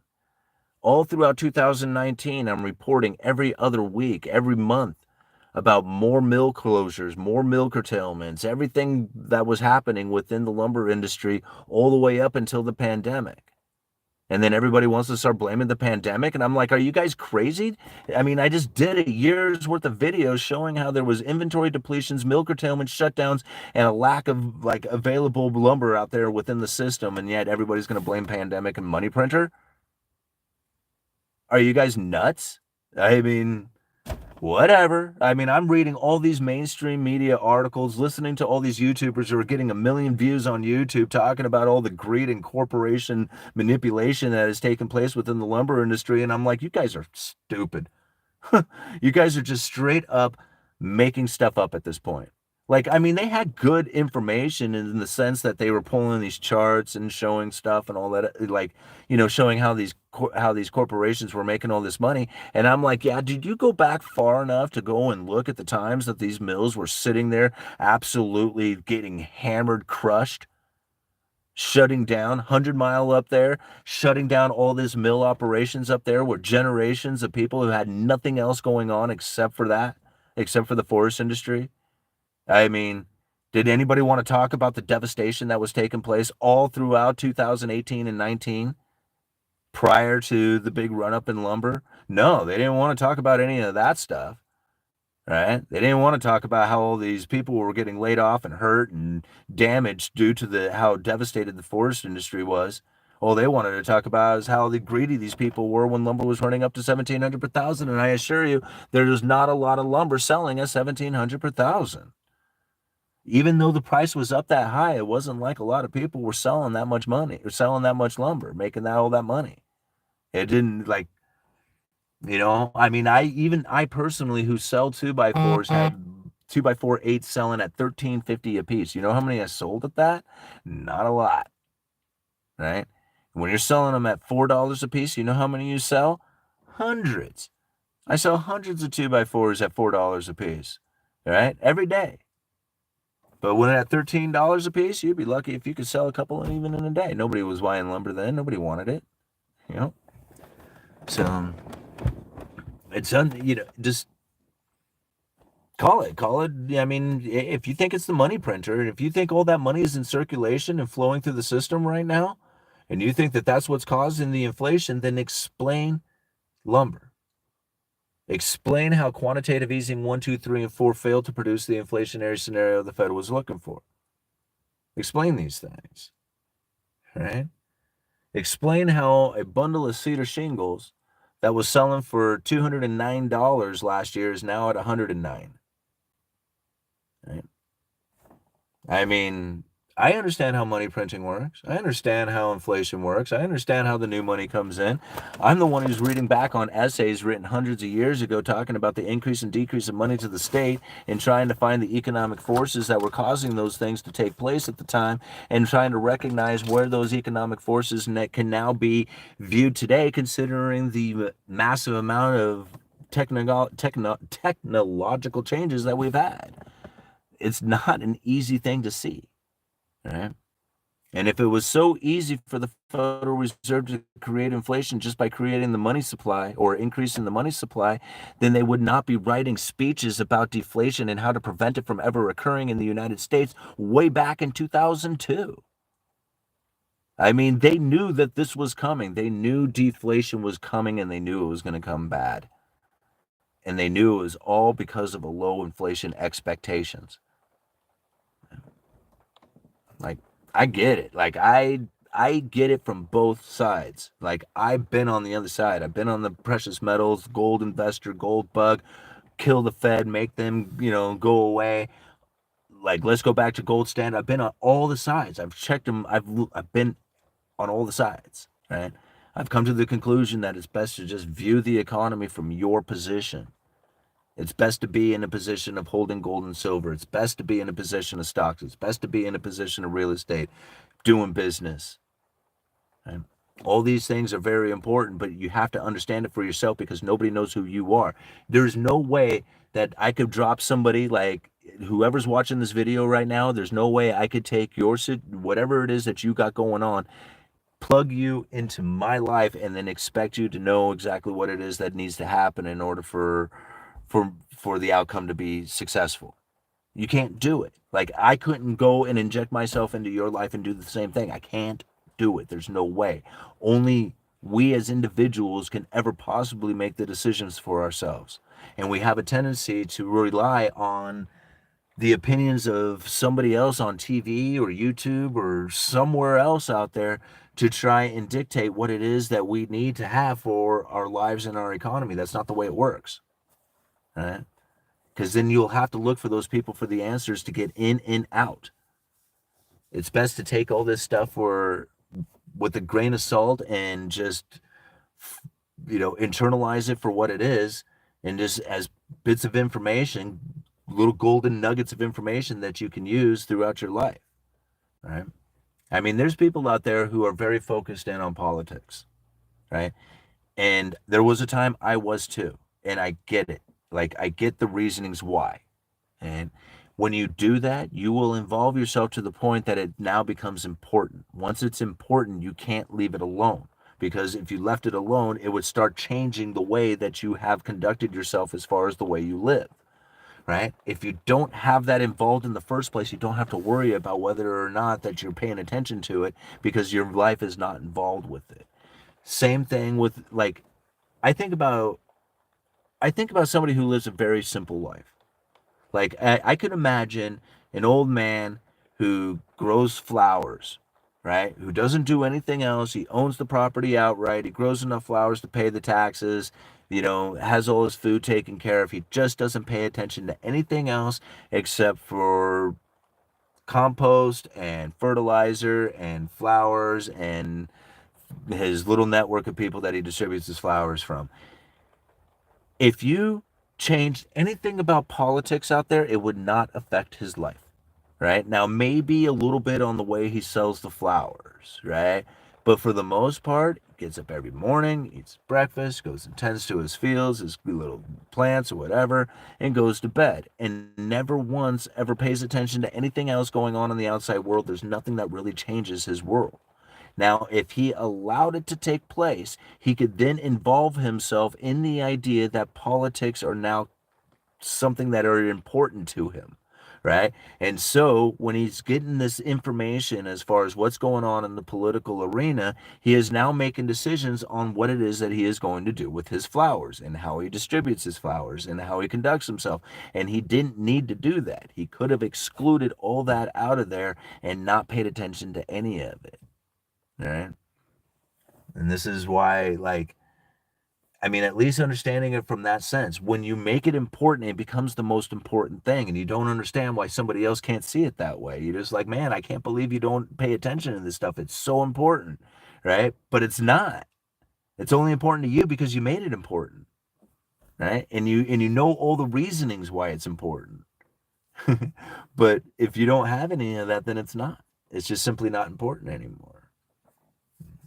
And so I look for things that I do find change the way that I can conduct myself. And now I know that the interest rates have a major impact on what it is that I can do with my life, whether I start businesses, buy a house, buy a car, go on vacation, do all the other stuff that's going on out there. Interest rate adjustments have a huge impact. They're very important, right? Because they involve so much of my life. And now knowing where those interest rates are going to go, or at least having a good idea of how it is that the people who are in charge of interest rate policy, how they feel about where it is that the economy is, what the economy needs to do, how it is that the economy is now being conducted, considering that things are ever changing and evolving from the way that they used to do them. And paying attention to that is important to me, because I believe that that information can then be used for my benefit. It gets me to be in a position in which I think I can best benefit myself, my family, and the people around me. But I can't really do that with somebody who's pissed off at liberals, or somebody who's pissed off at the idea that a conservative is going to ruin the country. Like, I can't use that information for anything beneficial to me. I can't think of a single thing that I could do with that information to be a benefit to me, other than, like, try and prove my idea being right. I mean, I don't know, like, how beneficial that is to prove yourself that your idea is right. I don't get that. Like, I don't know what that's going to do. Yeah. Okay. Oh, hey, we got another super chat. Let's go check that out. Wow, does that say $50? It does. Oh my gosh.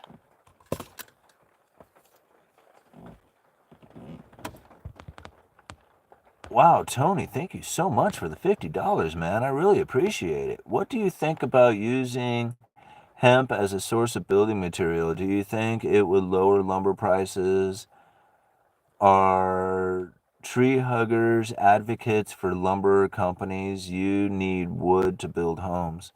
As far as like the hemp building product, I've seen some hemp like insulation kind of style of building, but as far as like building an actually like constructed home, I just don't know anything else outside of doing like say concrete or wood that would really be a sustainable, efficient, um, like reasonable material to use. Like I think there's a lot of alternative materials, including hemp, or even like some of like the ideas of using 3D printing or something of that nature. I think there's a lot of ideas out there to try and increase the ability to bring homes or efficiency or something like that. But really, you have to think about it. There's really wood is about as efficient as you can get.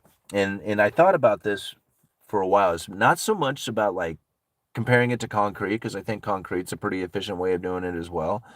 Considering that like a lot of European homes are all built out of stone or concrete or whatever, and the United States is built a lot out of wood. But I think about it like if you have a home in a remote area, you could piece together a home. Building materials can fit in the back of a pickup truck for the most part. Like you could deliver everything to a very remote area way up in the middle of nowhere, and you don't need a whole lot of power either. You could probably do it off of a generator. Hell, you could even just do it off of like hand tools. It would take you a long time, but you could get it done. So, like building out of wood, when it comes to like the actual construction of it, in my opinion, there's really nothing else out there that is going to quite compare to that, right? If you have concrete, you have to have concrete companies within vicinity of it, right? Like, if I wanted to build a house 200 miles out in the middle of nowhere, I could run material way the hell out there with a truck, but you're not going to necessarily do like concrete runs all the way, out in the middle of nowhere like that. I mean, it could happen, but it's probably not.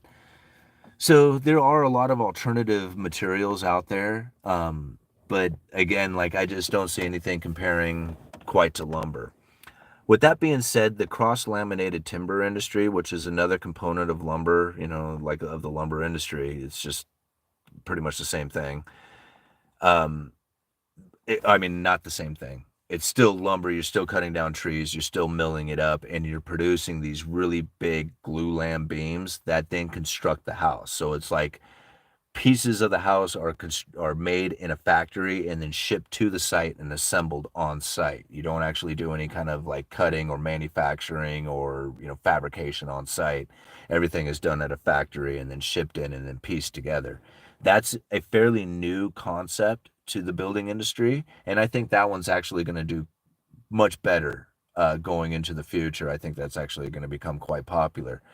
And in that sense, the the lamination of beams, that may turn into, a style in which that maybe hemp products like the fiber itself from the hemp plant could be used to create these glulam beams. Maybe, I don't know if that might be a product that could be used, but for the most part, it's still coming from the traditional sources of forestry products to create these laminated beams. So anyway, if there was a big advancement to lumber, or I'm sorry, a big advancement to construction, or at least, to the change in the materials, I think cross-laminated timber is going to be the big change. Alternative things like 3D printing, or maybe even hemp, or some of these other products, that will be on a much lesser extent. Thank you so much for the $50, man. That's really cool of you. I really appreciate it. We got up to $89 now in super chats. You guys are so amazing. Thank you. 162 likes. Oh, wow. Thanks, Tony. Yeah, right, all-nighter? Okay. With current interest rates, I worry people can't afford proper housing. Oh, battery's running low. Can't afford proper housing and to feed the endless cycle of consumption that has to happen to keep the market stable. Yeah, and I mean, it is unfortunate as far as like the housing part of it, because that's probably one of like the most concerning things for most people is just like, here's the thing, like, I just turned that off. A long time, like a long time ago, a while back, I was watching a documentary. A lot of people have heard me talk about this, where there was a Roman tablet that was found, right? And now this Roman tablet, it was, a guy was etching into this thing, was talking about his life, his daily life. And on this tablet, he talked about his three major concerns that he was facing, right? And it was pretty interesting because you think about it, like this is an average dude back in Roman times, right? And he said his three major concerns. The first one was, where does he get his next meal?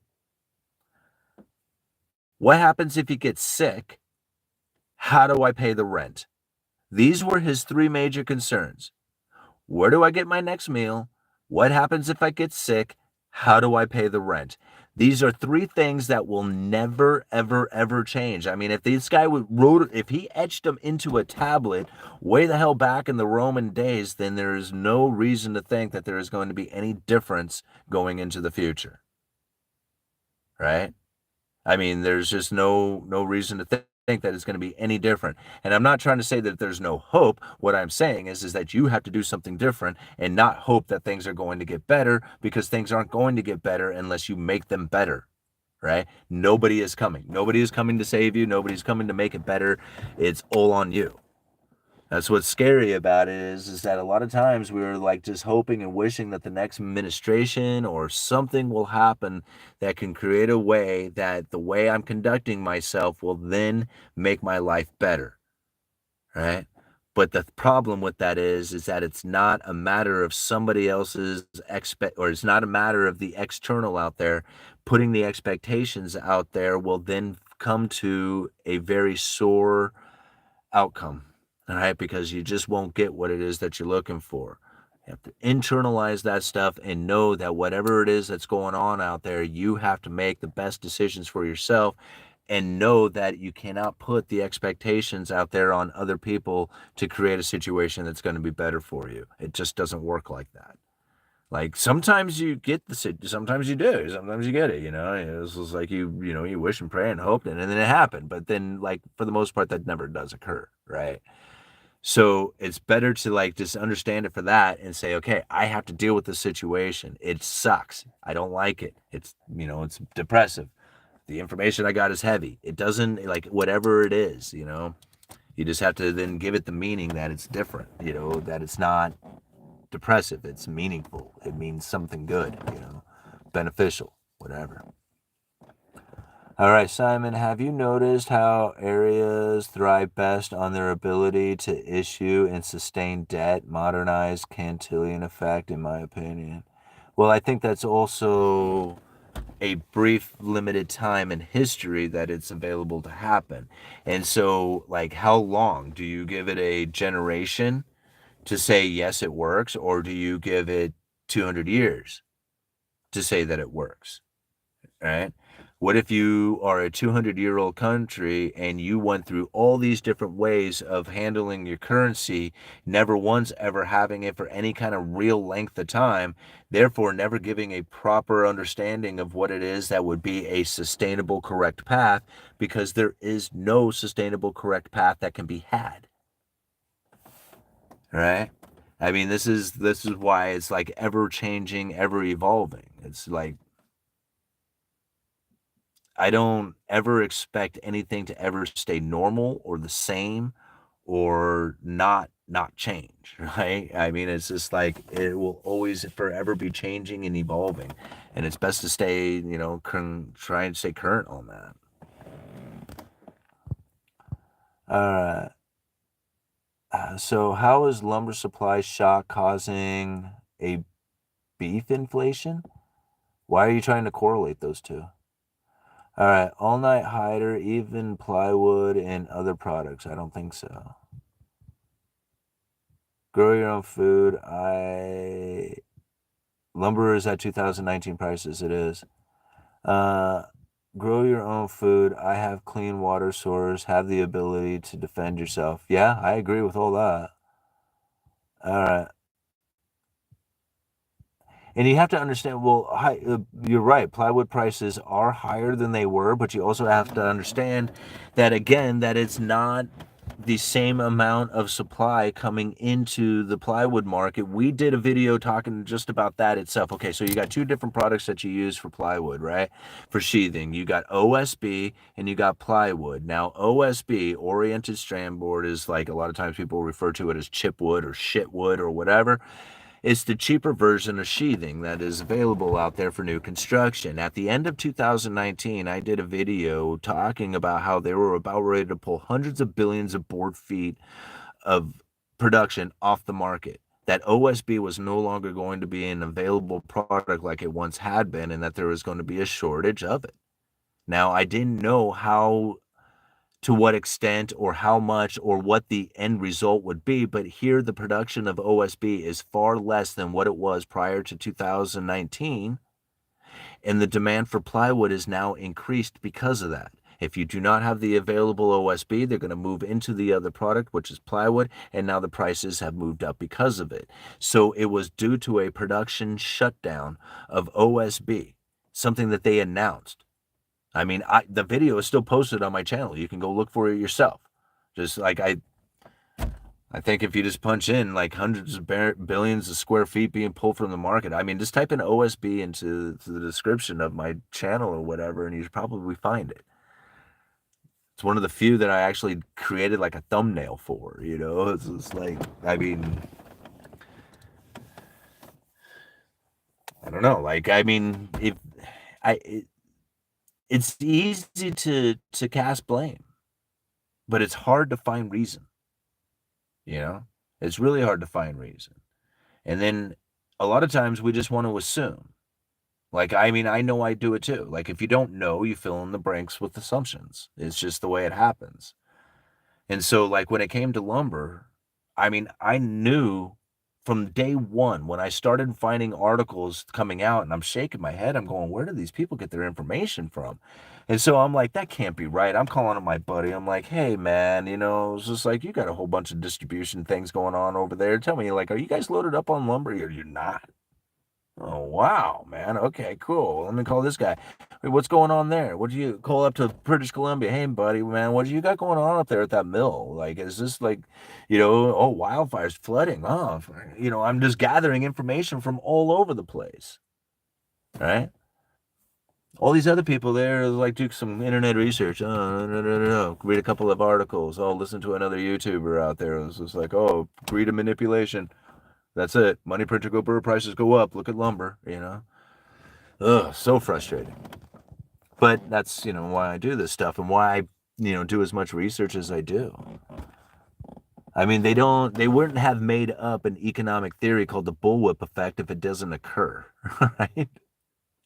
I mean, that's all there is. Yeah.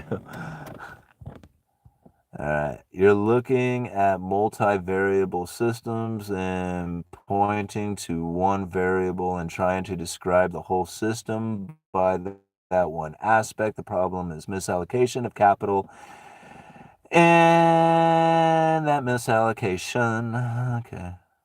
Both Trump and Biden put tariffs on Canadian lumber. Yes, they did. My boyfriend bought me 80 ounces of silver last week. We're a gay couple. We're going to have a baby. Huh. Okay. Lumber is selling for 2019 prices here in San Diego, even plywood. Yeah, see, like I have plywood right now at about $27 a sheet. And really, in my opinion, that should be down around 22, 18 to 22. I think that would be like the normal price for CDX. So at 27, it is high, in my opinion. That's a bit high. It shouldn't be that high. But really, I don't think that's that bad. All right, I've heard, Mr. Rutledge, I've heard about the today. Heard about the today. Went to the mall today and it was packed. All right. All I really need is a house the size of a garage with a bathroom and a small kitchen. A living room can double as my bedroom. I went to Target earlier and the lines were pretty long, only 2 human cashiers, but still a lot of shoppers. Most of today's world is just a waste. Politics, sports, YouTube, on and on. Explain eggs as well. They skyrocketed and then boom, back down to earth. Guess Biden stopped the money printer.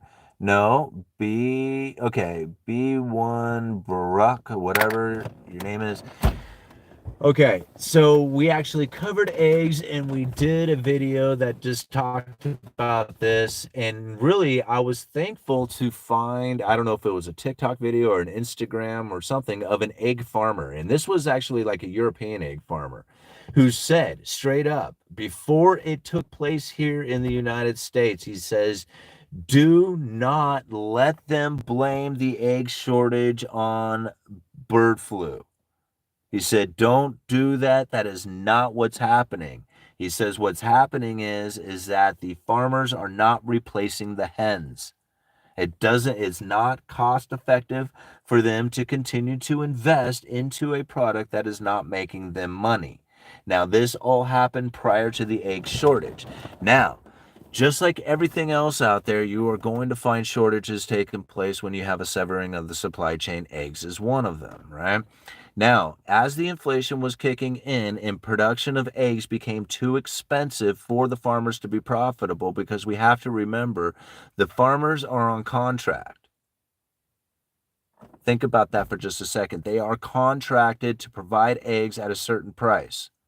That way, the distributors know what it is that they are going to be paying for those eggs. Right? Now, the farmer can increase his profit by making the production of eggs cheaper. Now, whether he can do that from the input cost of feed or energy or warehouses or rent or whatever it is, that's where they can make their profit, is by lowering the production cost of those eggs. If production cost goes up, they lose out big time because now they cannot be profitable from it. The stores don't give them the money for the increased cost of production. And this is what that farmer was complaining about is so when the cost of production is way up here, way more than what the value of the eggs is going to be to produce them, then they are not going to reinvest into more hens to produce more eggs. Prices shoot up because of the lack of production that is happening due to the fact that there's no hens out there producing these eggs. Prices shoot way up. Guess what happens? Investment into eggs happens. You know how long it takes as a bird before it starts creating eggs? 6 months, right? 6 months, and they start laying. In 6 months, you can have full production of eggs again. Didn't take that long, right? Everybody complained about it. Once it started to happen, almost within no time at all, right? Here you had eggs back down at normal price. People forgot about it. Like, I don't know how many people I heard talking about it are like, oh man, these egg prices are just killing me. I'm like, how many eggs do you eat? Like, how in the world, like, even if it was $12 a dozen, right? Like, even if it was super expensive, a buck an egg or whatever, I'm like thinking, like, how many eggs do you possibly eat where it would be that expensive that it creates a painful experience for you, right? Now, I understand that in conjunction with a lot of other stuff, but really, like, cut out eating eggs a couple of times a week, you'd be back down to your normal egg pricing, like your egg expense or whatever. It was like, I mean, to me, like, I heard all this stuff about eggs and how bad it was as far as the price go and how painful of an experience it is for all these people. And I'm thinking, you're getting that from the news. You're getting that from the news. You don't, like, nobody eats that many eggs. Like, I have chickens, I eat eggs. Like, I have 3 birds and my family loves eggs and we still, like, we still have eggs. Like, it's just like, I mean, you would have to be eating a lot of eggs in order for, like, the price of eggs to be a painful experience for you, which I guess some people do, but, anyway, that's what happened. right? It wasn't bird flu. It wasn't any of that other stuff. It had to do with the bullwhip effect and the fact that people were not getting paid what they should have, right? In order to keep the production of eggs, up to a point that it could meet the supply or meet the demand of it. But the moment that they were like, "No, man, you're contracted to sell eggs at this price," and they're like, "Well, I can't produce and make any money. I'm not going to reinvest into this."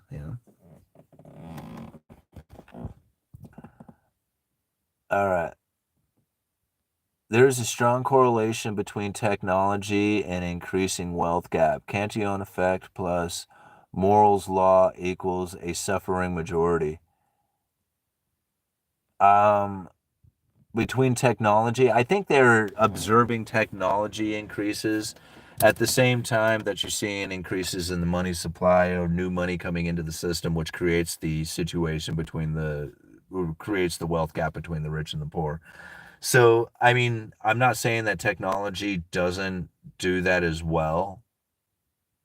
What I guess I'm saying is that it's the new money that's coming in that is truly separating the rich from the poor, and new technology really just provides more conveniences to everybody. So I'm cool with new technology coming in. I don't find it to be a painful experience like the new money coming in that separates the rich from the poor.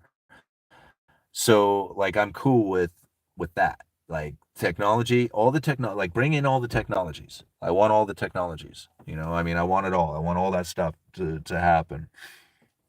But, as far as, like, the separation between the rich and the poor, in order to stop that from occurring, that would be an incredibly painful experience that I don't think most people are ready to deal with. Yeah. I mean, I'd deal with it. I mean, I'm ready to deal with it, but I don't think most people out there would be. All right, guys. I think we're just gonna give it a call it quits here. I mean, we're almost 2 hours into it. I was only gonna go for about an hour, but you guys are so much fun and hit me up with them super chats. I just can't stop. So they're squeezing out the profitability of eggs and squeezing in the profitability of bugs. Yeah, maybe the same for 3D printed pods over lumber built homes. In the industry slides that feels the egg price. $9 per dozen of high quality eggs sucks, but it's doable in my opinion. Huh.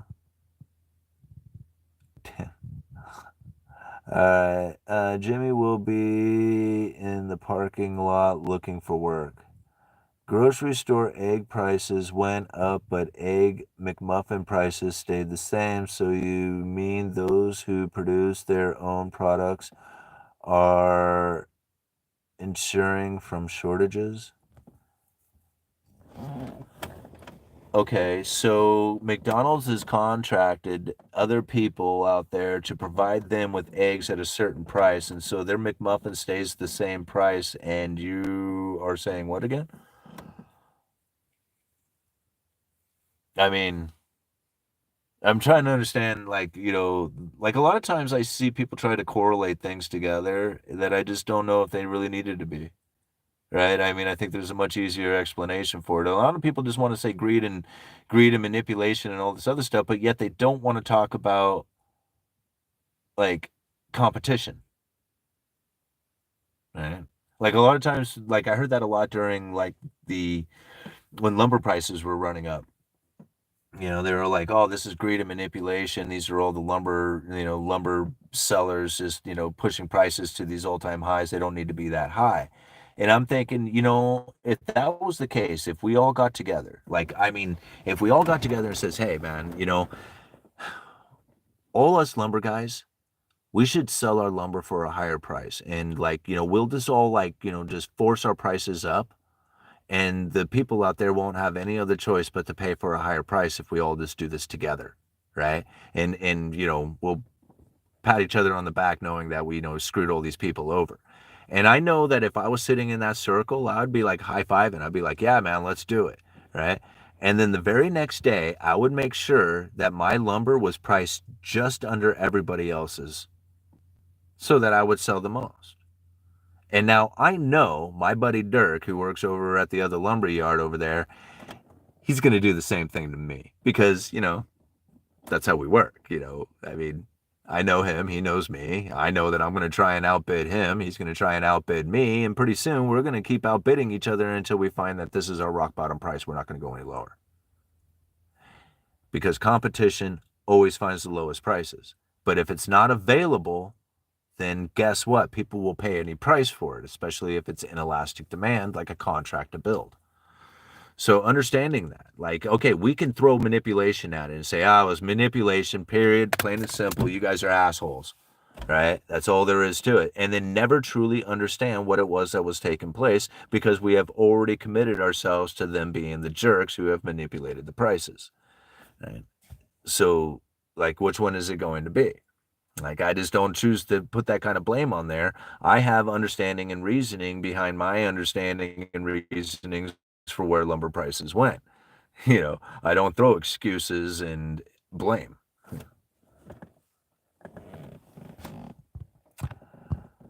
Okay. McDonald's eggs are made by Dow Chemical. This is what happens with everything. It's called collusion. And the same MFers own you and Bruce. Wouldn't surprise me, Joe. Yes, I agree. The egg thing, and I said the same thing. How many eggs do you eat? And dang, people blamed Biden and inflation he created. I eat maybe 2 eggs every 2 months, maybe. Well, yeah, I eat a lot of eggs. I mean, I eat probably, I don't know, half a dozen eggs a week or something like that. Like, I eat a lot of eggs.